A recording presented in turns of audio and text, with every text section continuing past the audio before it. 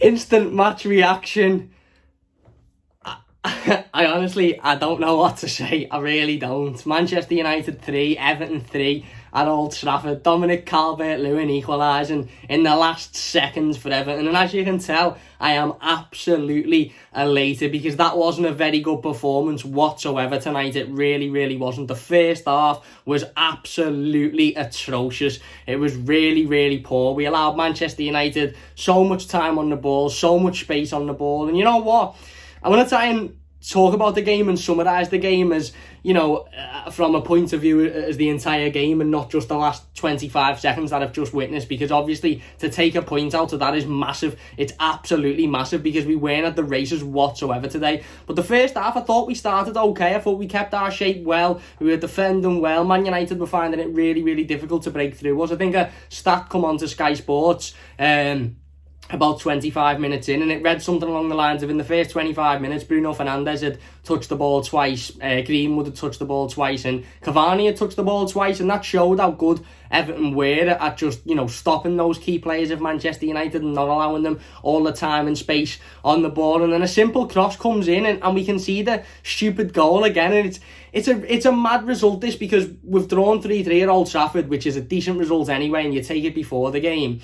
We weren't very good whatsoever, but every goal we conceded seemed to be so easy to you know, avoid. I mean, there's 2 goalkeeper mistakes in there for me, which we'll talk about in a second, but the first goal it's over Michael Keane's head far too easily, and Mason Holgate doesn't sack Cavani at the back post, and he's got a simple header, and it's past Robin Olsen, and it's 1-0, and like I said, Carlo Ancelotti made the decision to take Yerry Mina out of the side today, and I don't think he was taken out because he was dropped. I think he was taken out to be rested ahead of the game against Tottenham on Wednesday. But I honestly do think if Yerry Mina's in there, we win that game today, because I don't think the first goal goes in, and I don't think the McTominay header goes in, albeit that's a goalkeeping header as well. But I don't think McTominay's even allowed to jump there. Yerry Mina just clatters him. So it's really, really infuriating. But from, you know, as soon as we conceded that opening goal, we went from a good shape and defending well. And okay, we didn't have a lot of possession, and I wouldn't say we were controlling the game, but Man United weren't really threatening us.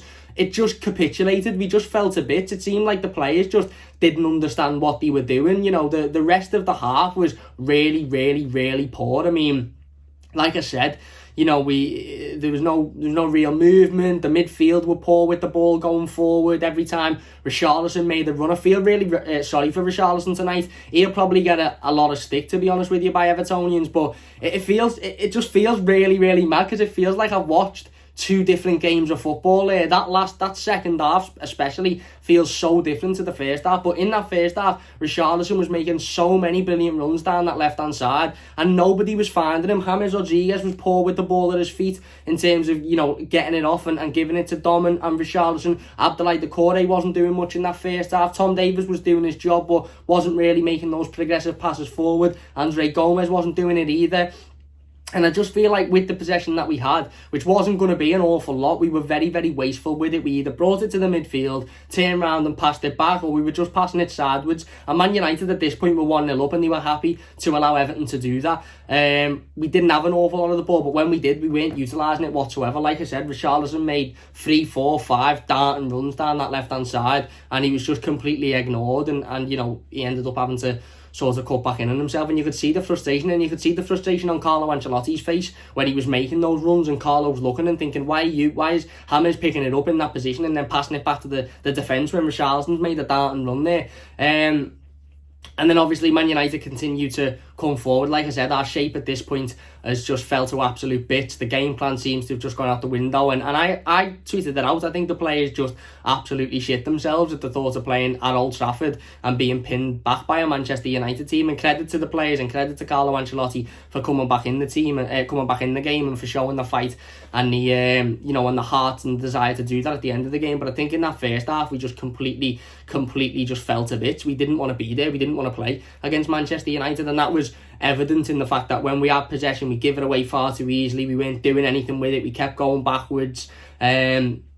And when they had possession, we were struggling to defend. We were struggling to keep our shape. I thought Mason really struggled at right back today. I thought he got rinsed left, right and centre, to be honest with you, and the result doesn't change that. I thought he really struggled. And then obviously Bruno Fernandes picks the ball up. And like I said, you judge by the first 25 minutes where Bruno Fernandes had 2 touches of the ball. And, you know, I think he was the least... the player with the least amount of touches in the opening 25 minutes. We concede the first goal, and all of a sudden we start allowing him to control the game like he did at Goodison Park. We had this conversation, you know, a couple of days ago in the preview, and Carlo Ancelotti will have had this conversation with the players. This lad ran rings around us 2 months ago at Goodison Park. We done really well to just see him out the game, and he was getting frustrated. You could see he was getting frustrated in the first 25 minutes, and then we concede one stupid goal, and instead of just keeping our head and keeping our shape, we just say, you know what, you can play through Bruno Fernandes now, let's get him in the game, let's get him creating. And like I said, some will sit here and say the goal is an absolute wonder strike and it's world class, and you might agree with that, and I might seem really bitter here, and maybe I am being, but that's not a wonder strike for me. That isn't a wonder strike whatsoever. That's a player who knows he's got quality, and we know he's got quality, and we've just gone, you know what, you can have the ball here, we'll all stand 5 or 10 yards off you, and you can have a shot at goal here, have a shot. And I still stick to the point, Robin Olsen's at fault for that goal. He is absolutely at fault. So is Tom Davies. Tom Davies just cocks a leg up as if he's a dog having a piss in a park instead of running straight at him. The defence completely back off Bruno Fernandes, and you can tell in the cockiness, the lad doesn't celebrate because he knows I've been given all the space in the world there to do that, and you know that he's got the capability to do that. And like I said, Robin Olsen may as well be standing in my living room, mate. He's that far off the line, and he's chipped by an effort that if he's a couple of yards back, he just catches, or he makes it, he tips it round the post. It was a really poor goal to concede, and you can talk all you like about it being a wonder strike, but defensively that's awful. That is absolutely awful. We just stood off him, and we go in at half time and you're just thinking that's it, game over. And I tweeted, that's game over, we ain't getting back into this game. And little did I know, 25 minutes later I'd be eating me words. I've said it before, football is the biggest sport for contradiction.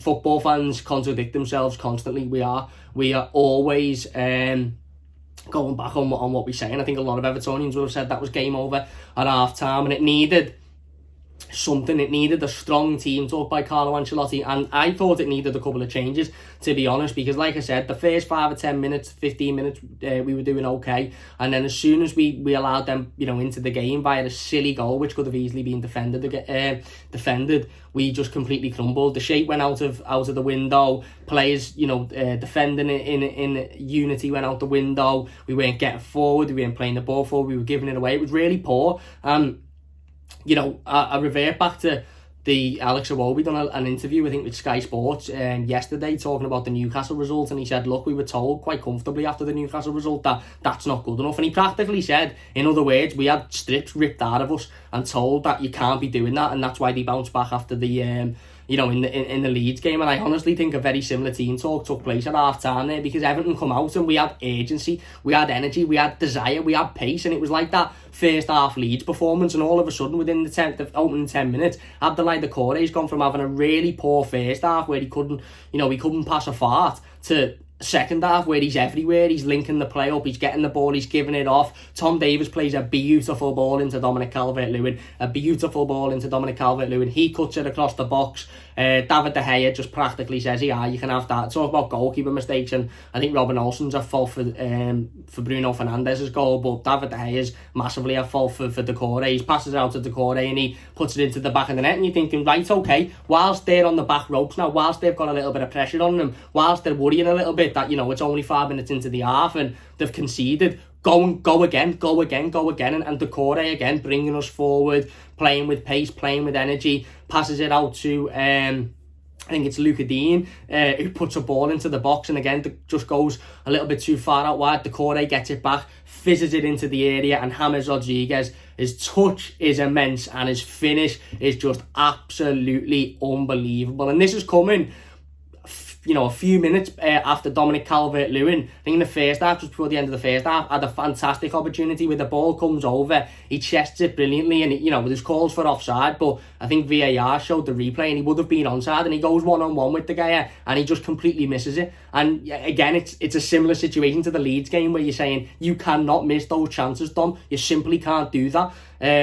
And Abdoulaye Doucouré fizzes a great ball in, and James shows us quality, and James shows us coolness, and he takes one touch and he volleys it into the back of the net, and you're thinking, get in, we're back in this game. And I wanted us to keep up that momentum. I wanted us to continue going at Manchester United, because they were on the ropes a little bit there. And I sat there and I said to my dad watching the game, I said, the worst thing we can do here is just fall back into that, like, we'll just settle it down for 10 or 15 minutes and allow them the ball, because we'll just be back in the first half, where they sort of start to build up their confidence a lot more. They start to play football, and they're a good footballing side. They're not 3 points or 2 points or whatever they are off the top of the league by just, luckily winning games. They're a good footballing side. If you give them the ball and give them the confidence and say, yeah, you know what, we are, do something with it, they're gonna do something with it. I thought today was the worst we've defended in a long time. I thought Michael Keane didn't have a great game whatsoever. He got under a couple of balls on a couple of occasions. He done all right when balls were coming at him on the floor, and he got them away, but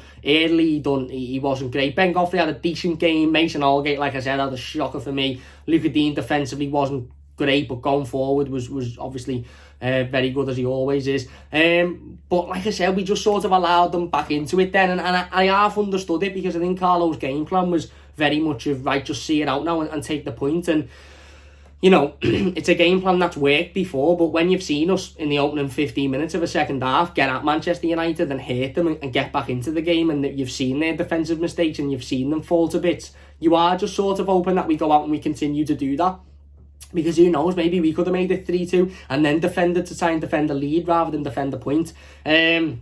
Ball comes in then from Man United. They're given a free kick. Scott McTominay rises. 2 issues with this goal straight off the bat. Robin Olsen should save it. And if we're being absolutely critical, I'm not being funny enough, but if that's Jordan Pickford tonight, everyone's screaming at him, everyone's in the comments, everyone's on Twitter, everyone's on social media giving him all this and all that. So it's only fair that we give the same amount of criticism to Robin Olsen. For me, he's at fault for 2 goals. The Bruno Fernandes one is far too far off his line, and that goal, instead he could just shuffle a couple of yards to the left there and he saves it. He tips it past the post, or even so he catches it, because it's not a header that's it with any menacing power. Now, benefit of the doubt, you could say, given the fact that we've drawn the game and we haven't lost, he might have had some mud in his boots, and it might have been his boots' fault, and he looked down on his boots and that after it. But you've got to be doing better there. You simply have to be doing better. And if that's Jordan Pickford, we're sitting there and we're criticising him for days and days on end. So you've got to give the same criticism to Robin Olsen. He should be doing a lot better in that situation. But also, second thing that was blatantly wrong with it is 4 Everton players jumped for that header, and not one of them got anywhere near Scott McTominay. Not one of them got within any sort of distance of Scott McTominay, and it was very similar to the Callum Wilson goal a couple of weeks ago, or last week, sorry. It's been a long week. At Goodison Park, where 4 or 5 Everton players are in the box and Callum Wilson's just got a free head on it. It was very similar to that. Scott McTominay jumps and nobody's around him. And like I said, it's a goalkeeping error, and Robin Olsen should be doing better. And from that point on, we did get forward a couple of times, but I just thought it seemed very much like a don't concede again mentality. And like I said, Man United got in their flow and they come forward and they were creating chances. Rashford had one where he puts it wide and he probably should do better. We give a silly free kick away on the edge of the box. And we were really, really poor defensively. And okay, we counted on a couple of times. Richarlison having one of them where he really should do better. Dom puts Harry Maguire on his arse, and a lot of people would have thought it was a foul. Plays it to Richarlison, and Richie needs to do better. Finishing wise, same with Dom. Work rate's there, making the right runs is there, but ultimately when he's got the ball, his finishing product isn't there, and it wasn't there again today. And it just did feel to me a bit like, right, we're just going to play to not concede again here, and if we get an equaliser, we get an equaliser. And that was what it was. We get a free kick with virtually no time to go. I mean, I've been critical of John Moss recently, and I'm critical of him today. I thought he allowed a lot of Manchester United players to get away with a lot of things. For the start, Cavani and Bruno Fernandes refereed 90% of the game, but he allows the free kick to go ahead. Ball comes in, Robin Olsen's come up, by the way, and there's only one thing in my mind, and this is maybe as the negative Evertonian that I am, there's one thing in my mind when Robin Olsen goes up, and that's they're going to hit us on the break, they're going to counter-attack, and it's going to be 4-2, final whistle or go, exactly the same as it was at Goodison Park. But it wasn't this time. Robin Olsen goes up, everyone goes up, ball comes in, and it's Dean plays the free kick in. Michael Keane jumps for the head. It falls perfectly to Dominic Calvert-Lewin, who makes up for his mistake and puts it past David De Gea. And with the last kick of the game, Everton have taken a point away at Old Trafford in a game where we were absolutely atrocious for 85% of the game. Other than that 10-minute spell in the second half and the 5-minute spell at the start of the game, we were really, really, really poor. We defended poorly. The midfield didn't have a great time in the first half. And like I said, second half, when we all sort of had our backs against the wall, weren't great. James was virtually, ghosting the first half, and I don't particularly blame him for that, but there were a couple of times where he had the ball at his feet and he's played it back or he's given it away, and it's not good enough. But then 10 minutes into the second half, he gets us back into the game with a cool, composed finish, and that's the roller coaster ride that is Everton Football Club. I said, earlier on that I wouldn't, not that I wouldn't mind, I'd be absolutely fuming and gutted, but if we lose a game of football that we give 110% in for 90 minutes, I'm not particularly that frustrated because I know we've lost to a better team. If we'd have lost today, I'd have been sitting here quite frustrated because, as I said, we've lost that game of football through conceding 3 errors, 2 goalkeeping errors and 1 where, you'd have to think if Yerry Mina's on the pitch, it doesn't happen. And we haven't given 110% other than 15 minutes into the second half, and then it stopped when we allowed them a little bit of time on the ball. But we've taken a point out of it. I don't know how. And then you take a point out the game and you think, well, if Richarlison scores his one-on-one, if Dom scores the earlier one-on-one, if Robin Olsen doesn't get his feet cemented into the floor and saves the McTominay header, which, let's be honest, is a tame header, then, we could have won the game. It's just... this football club is a roller coaster of emotions, mate. It's an absolute roller coaster of emotions, and you have to praise the heart and desire and the fight to get back into the game in the second half. And I suppose you'd have to praise it to get the equalizer at the end of the game as well, because many a manager ago we wouldn't have got back into that game whatsoever. We wouldn't have had that fight in the second half. There was very clearly a team talking at half, and again, I don't think that information will ever get out to the public, but Carlo and Big Duncan Ferguson obviously had stern words with every single one of those Everton players in that dressing room at half-time, and they come out and for 15 minutes they were great, and then it sort of reverted back to defend, and then we conceded another silly goal, and it's like, it seemed like we had no energy, it seemed like we had no urgency left, no fight left to get back into the game, and then one big ball comes in, Michael Keane heads on, they call him for handball because they think they guaranteed every decision, but no chance. And Dominic Calvert-Lewin makes up for his earlier mistake, and we get a point out the game. Look, I said I can't stop smiling because we've got a point. Am I happy with the performance? Absolutely not. Did we get a bit lucky? Probably, yeah. Did Man United deserve to win the game? I don't care. I honestly do not care, because ultimately, far too many times have I watched that exact game, that exact scenario, that exact free kick in the 95th minute against Everton, and us conceding the last seconds of the game when we haven't deserved to. So it's about time we got a point in a game that we were absolutely dreadful in. And again, it's a really big point away at Old Trafford that we'd have all taken at the start of the night. Yes, we played poorly and there's no excuse in that, and I'm not going to sit here and say we were excellent. The only positives were that first 15 minutes of the second half and the fight and energy and intensity that we showed. But again, would you rather play awfully and get beat, or would you rather play awfully and get something out of the game undeservedly? It's the latter, obviously. So there you go, look.